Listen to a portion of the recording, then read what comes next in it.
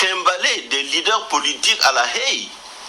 Donc, cette histoire de la Côte d'Ivoire, elle est encore récente. Nous avons encore en Côte d'Ivoire un feu qui couvre. Donc, il ne faut pas remuer justement ce feu qui couvre là par une manipulation politicienne au nom de ce qu'on appelle, entre griffes, la démocratie. À quoi sert une démocratie si le peuple lui-même est bâillonné? C'est pourquoi je comprends certaines personnes qui disent qu'on ne veut pas de démocratie. Parce que la démocratie, ce n'est pas la tuperie. La démocratie, ce n'est pas de tromper. La démocratie, ce n'est pas la corruption électorale.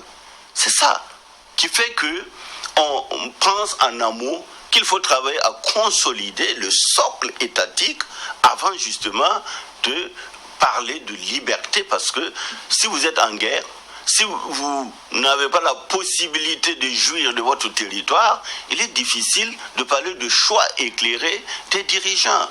Et la Côte d'Ivoire est en train de nous prouver que sa démocratie, en fait, ne sert pas au peuple ivoirien.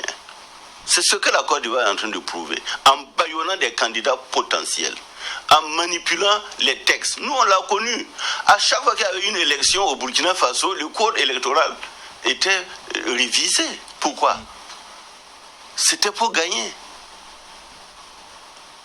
Le parti au pouvoir restera au pouvoir. Il y a eu dans ce pays des scores staliniens, comme on le dit, de 99-98% pour M. Blaise Compaoré, qui modifiait la constitution quand il voulait.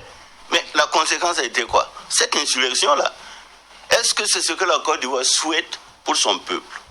Moi, je pense que la sous-région ouest africaine a vraiment besoin de stabilité parce que le terrorisme qui nous frappe peut frapper aussi d'autres pays. Et nous avons besoin d'unir nos forces parce que ces peuples ivoiriens et burkinabés ont une histoire, ont une géographie et ce que nous demandons, c'est de créer une unité d'action pour repousser justement l'idée du terrorisme. Merci.